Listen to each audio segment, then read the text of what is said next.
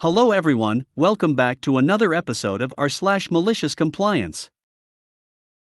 In today's episode, I have to squeeze past you to get off the bus. Okay. Chick tries to gatekeep my nationality? Time to ascend to a form further beyond. Don't even say hi to them.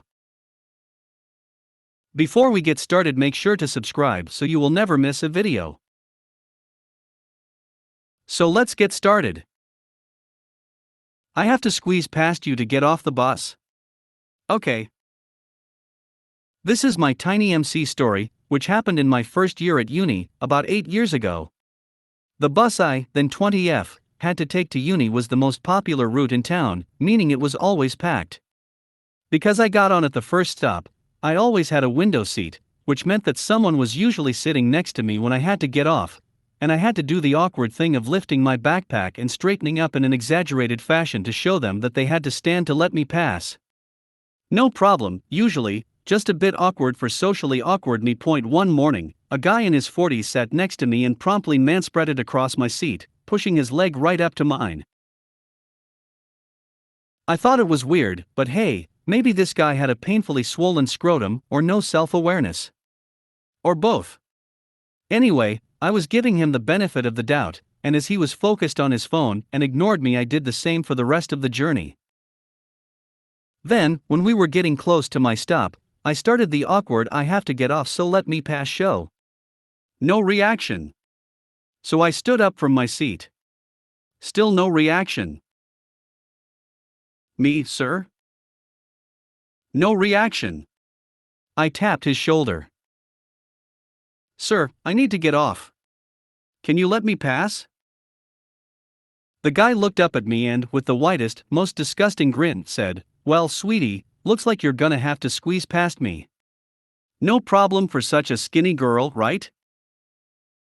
Some of the passengers standing around us noticed and were about to intervene, but I was pissed because at that point I had missed my stop, and I wasn't sure if he was a pervert or just liked to piss on people's days, but I didn't want him to win. Also, no one had ever called me skinny.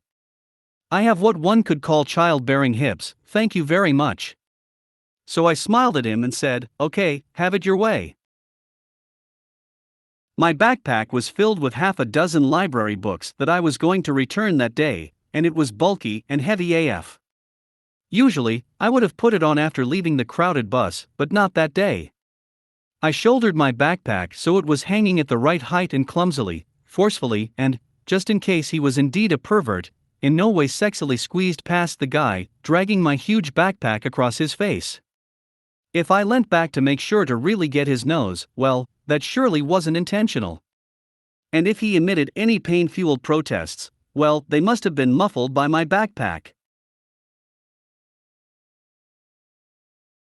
As I was standing by the door waiting for the next stop, I looked back to see him covering his nose with his hand. It looked like he was checking if was bleeding, but I don't think he did. He might have had a scratch or two from my backpack, but he wasn't injured or anything. His pride was, though. He kept glaring at me for the glorious half-minute it took for the bus to reach the next stop. I was in such a good mood that I didn't mind walking back to where I was supposed to get off. Chick tries to gatekeep my nationality? Time to ascend to a form further beyond. For context, I am a 20-something British-American male living in a very southern and undereducated part of the US. I have been here for a while now, and generally when I tell people where I am from, I get a little pushback, because I don't really have as thick of an accent anymore. On to the story.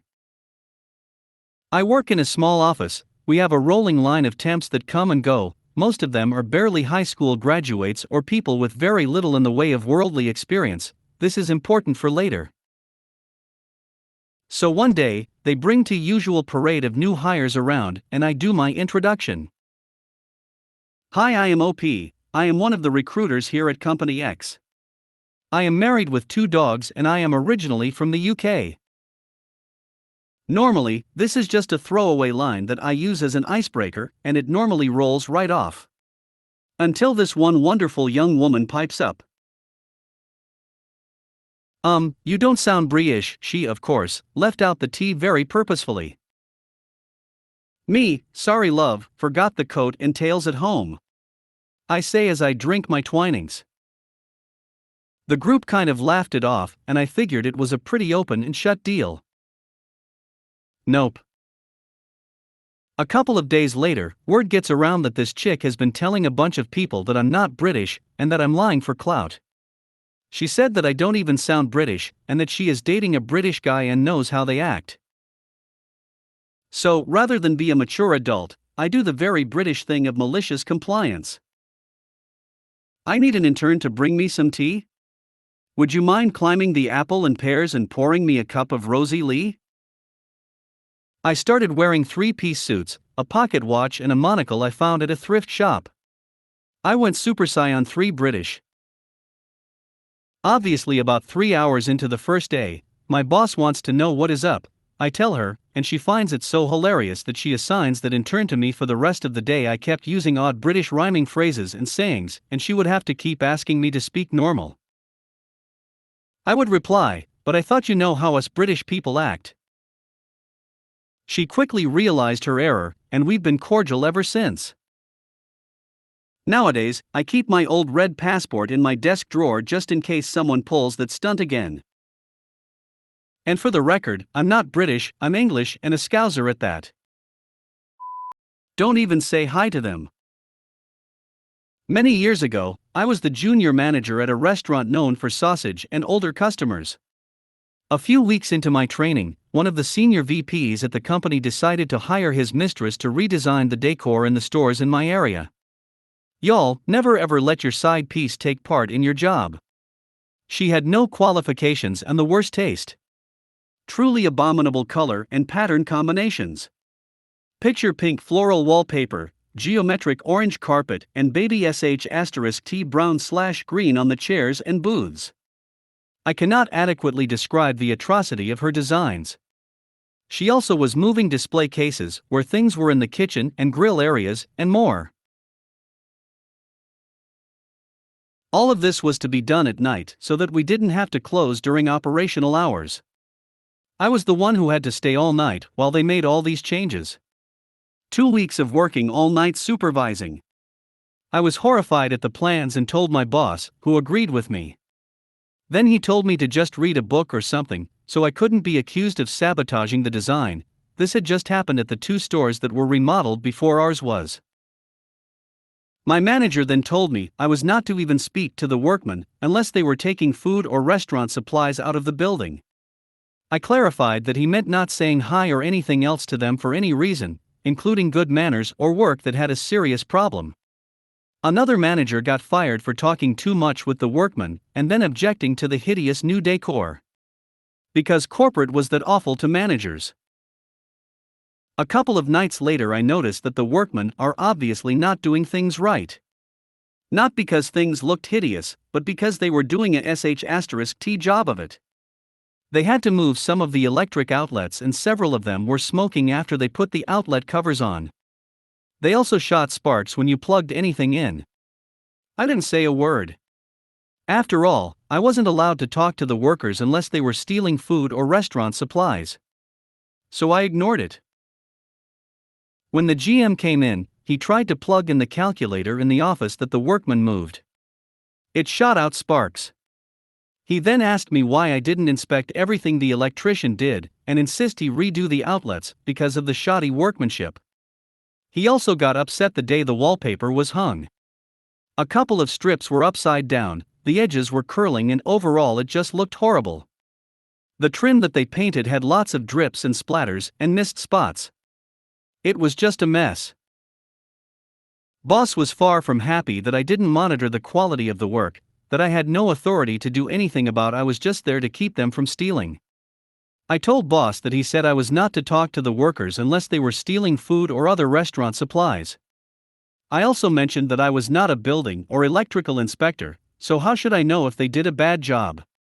I didn't tell him that my parents taught me to redecorate and remodel. Dad was a shop teacher and does not see gender as a reason not to learn life skills. In our family, fixing it yourself is a life skill.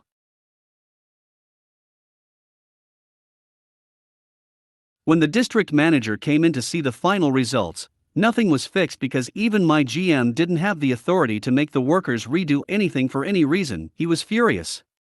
It really looked that bad. We had the CEO coming in to inspect later that day. It was awesome. I got called onto the carpet for allowing the workmen to do such a bad job.